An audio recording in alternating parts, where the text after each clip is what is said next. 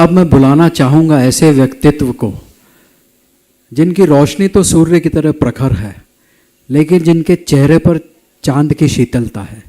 Doctor Shrikant जी बाल्दी साहब, उनसे आग्रह है आके हमें मार्गदर्शन दे, आशीष वचन।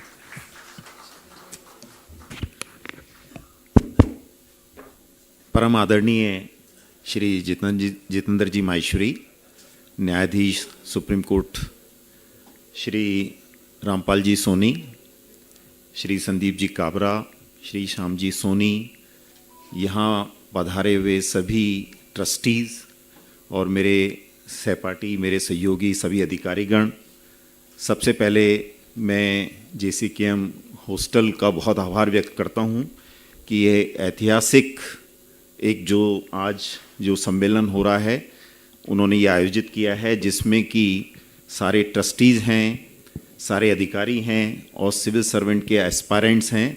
ये एक संगम है जो कि जैसे गंगा यमुना और जमुना का संगम है, जो कि आपने यहाँ पे क्रिएट किया है। और जब संगम है तो संगम ग्रुप के सभापति भी यहाँ पर बैठे हैं। मुझे ये पता है कि जब इन्होंने एक बड़ा सम्मेलन किया था भिलवाड़ा में, तो वहाँ पर इन्होंने किया था कि हमें सिविल सर्विसेज में आगे बढ़ना है, और मुझे ध्यान है उसके बाद से सिविल सर्विसेज की बात बढ़ी, बहुत सारी चर्चाएं हुई, जगह जगह हॉस्टल खोले गए।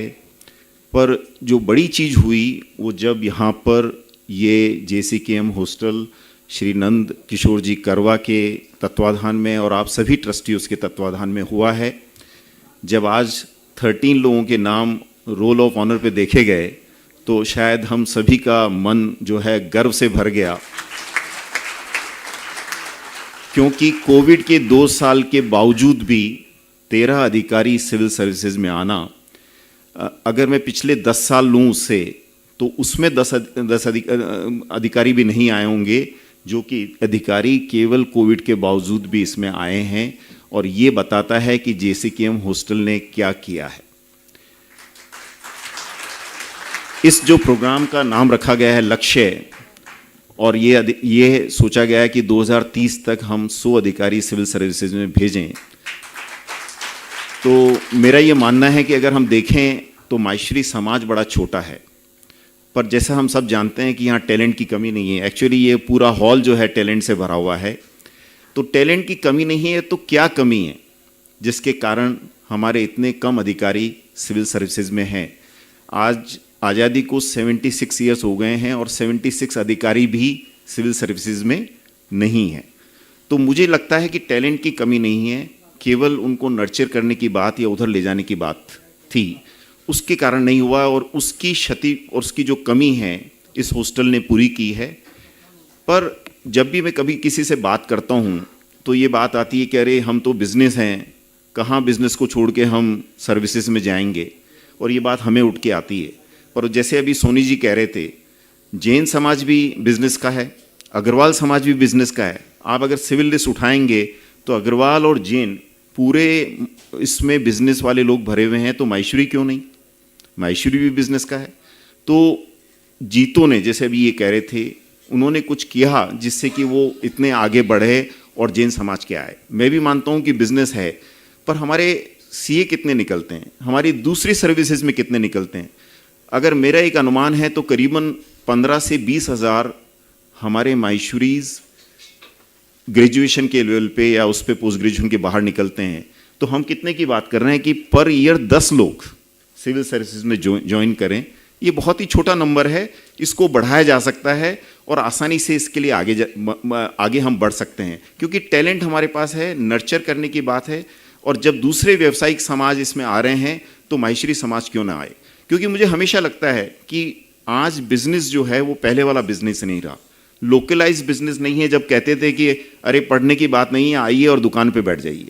अगर आज जो नेशनल और इंटरनेशनल बिजनेस है तो उसके लिए भी एजुकेशन ज़रूरी है, और इसमें प्रशासन में भी भूमिका ज़रूरी है। संजय हमारे IAS में हैं, संजय लोहिया यहाँ बैठे हैं। हम जानते हैं कि जब हम प्रशासन में कोई भी अपनी बनाते हैं कोई भी पॉलिसी, अगर हमारा पर्सपेक्टिव ट्रेड और इंडस्ट्री का नहीं होगा तो हम वो पॉलिसी उस तरह से नहीं बनाते। मैं सौभाग्यशाली रहा कि करीबन 10.5 साल तक मुझे स्टेट कैबिनेट में लगातार बैठने का मौका मिला और वहाँ पे जो पॉलिसी थी उनको मोल्ड करने का मौका मिला। ये मौका हमें कहाँ मिलता है अगर हम उस जगह पर ना हों। मैं अभी जब यंग बच्चों से बात कर रहा था, पुनीत मेरे साथ खड़ा था, Puneet Daga, he is the young income tax officer in Mumbai. Deepak Pareek जो SDFC के टॉप रहे हैं, ही जस्ट से I am getting a call from him. अब ये बताइए कि एक यंग ऑफिसर को दीपक पारिक फ़ोन करे, ये क्या बाकी एक नॉर्मल बिजनेसमैन के लिए पॉसिबल है? तो ये एक बहुत बड़ी बात है। आज हमारे यहाँ पर जो 2023 में अमितेश राठी हैं यहाँ पे, वो youngest Indian railway management service के अधिकारी हैं और शीर्ष पे जो बैठे हैं वो भी यहीं पे बैठे हैं। तो ये बहुत बड़ी बात हमारे लिए है और ये हम परिवर्तन कर सकते हैं अगर यहाँ जो ऊर्जा है वो मिल के ये सोचे कि हम ये कर सकते हैं। हमें क्या करना चाहिए वो सोचने की बात है। मुझे लगता है कि कल हमारे अधिकारियों की और ट्रस्टीज़ की भी बैठक है और उसमें पूरी चर्चा होगी। मैं बहुत संक्षिप्त में कुछ बातें करना चाहूँगा। हमें कोचिंग चाहिए, हमें हॉस्टल चाहिए, हमें स्कॉलरशिप चाहिए, ये सब चीज़ है, ये सब चीज़ हो जाएगी। पर मुझे लगता है कि मुख्य बात जो हमें करने की ज़रूरत है कि we should invest in education. आज अगर हम देखें विश्व में जो छोटे समाज हैं, जो दो समाज जाने जाते हैं, वो हैं जूस और पारसी। जो जूस है वो बहुत छोटा वर्ग है अमेरिका में, पर पूरी अमेरिका की इकोनॉमी और पॉलिटिक्स को डोमिनेट करता है बिकॉज उन्होंने एजुकेशन में इन्वेस्ट किया। हमारे यहाँ पे जो पारसीज़ हैं वो बहुत छोटे हैं, हमारे माहेश्वरी से भी बहुत छोटे हैं, पर शुरू से उन्होंने डोमिनेट किया क्योंकि उन्होंने एजुकेशन में इन्वेस्ट किया। माहेश्वरी समाज का उतना ध्यान एजुकेशन पे नहीं रहा। हमें लगता है था कि बिजनेस में एजुकेशन की बात ज़रूरत नहीं है, प्रशासन में जाने की बात ज़रूरत नहीं है। मुझे लगता है कि अगर हम एजुकेशन में इन्वेस्ट करेंगे तो न केवल बिजनेस बढ़ेगा, प्रशासनिक सेवा में जितने यहाँ एस्पायरेंट है उससे भी अधिक आ जाएंगे, क्योंकि इन्वेस्ट करने की ज़रूरत है एजुकेशन में। तो क्या करना चाहिए? मैं सिर्फ 2 सुझाव यहाँ पे देना चाहूँगा। पहला, जीतो की बात हुई, तो जीतो ने, आप जैसे जानते होंगे कि उन्होंने जैन एडमिनिस्ट्रेटिव जो फाउंडेशन है JATF वो बनाया।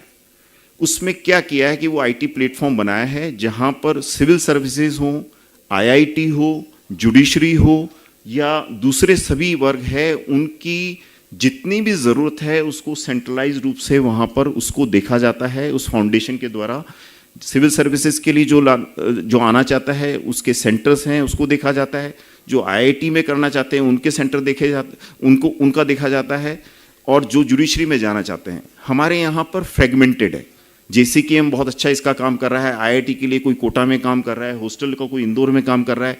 अगर सभी को, कोई किसी को वहाँ ज़रूरत हो कि वो अच्छे बच्चे उससे कांटेक्ट करना चाहें और उनको स्कॉलरशिप चाहिए, उनको हॉस्टल चाहिए, उनको कोचिंग चाहिए, उनको मेंटरिंग चाहिए, वो एक प्लेटफॉर्म नहीं है। तो मेरा संदीप जी काबरा यहाँ बैठे हुए हैं, अगर हम, क्योंकि हमारे पास मॉडल है JATF का, उस मॉडल को लेकर जो हमारे यहाँ पे अच्छे सिविल सर्विसेज में हैं, IIT से हैं, जो CA से हैं, मेडिकल से हैं, और सबका बना के, और जो हमारे अच्छे ट्रस्टीज़ हैं उनको मिला के एक अच्छा IT प्लेटफॉर्म बनाएं, और जो अच्छा काम कर रहे हैं, चाहे JCKM है चाहे दूसरे हैं, सबको मिलके और इसके हिसाब से बनाया जाए। तो एक तो ये काम किया जा सकता है। दूसरा जो मेरा पॉइंट था कि हम इन्वेस्ट एजुकेशन में कैसे करें, मुझे लगता है 3 चीज़ों पे करने की ज़रूरत है।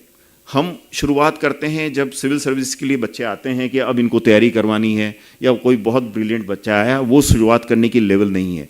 सबसे इम्पॉर्टेंट है कि हम हर बच्चे को अच्छी स्कूल की एजुकेशन दिलवाने के लिए शुरुआत करें।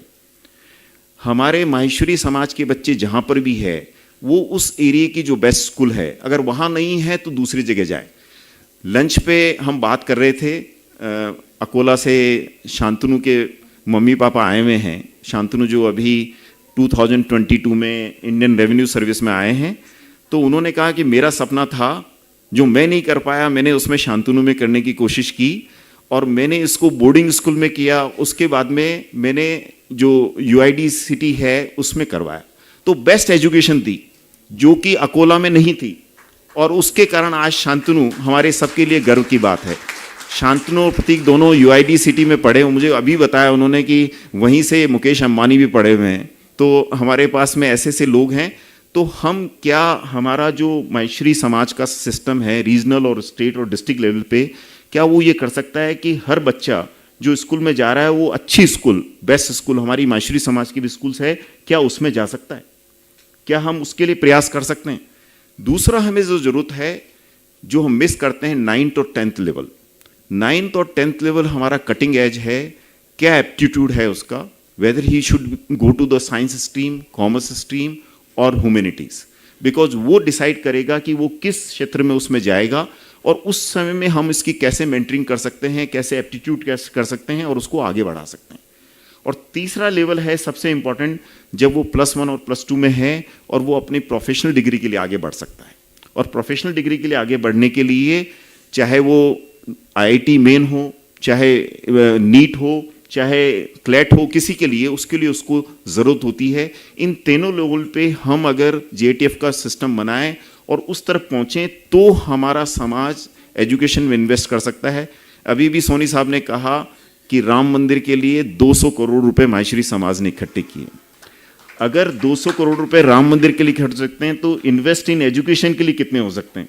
इससे भी कम चाहिए। और अगर वो इन्वेस्ट किया जाएगा तो हमारे यहाँ पे कितने ही राम मंदिर बनाने वाले और पैदा हो जाएंगे। तो मेरा ये अनुरोध रहेगा कि हम ये स्ट्रेटजी कल भी डिस्कस करें कि हम कैसे इन्वेस्ट इन एजुकेशन करें और उससे हम आगे बढ़ सकते हैं, इस पे पूरी चर्चा करें। मैं एक नाम और विशेष लेना चाहूँगा, आज नंदकिशोर जी बैठे हुए हैं, पर जो नीलेश ने इस हॉस्टल के लिए किया है, मैं उसका बहुत हूँ। आज जिस मुकाम पे पहुँचाया है वो नीलेश करवा जी का सहयोग है। और नीलेश को अब सभी जो बच्चे हैं वो नीलेश भैया के नाम से जानते हैं, क्योंकि वो सबसे इतना प्यार करते हैं। तो मैं इनकी बात को करूँगा। तो आज इस हॉल में मेरे हिसाब से समाज के मूर्धन्य लोग भी हैं, 40 से अधिक ऑफिसर्स हैं।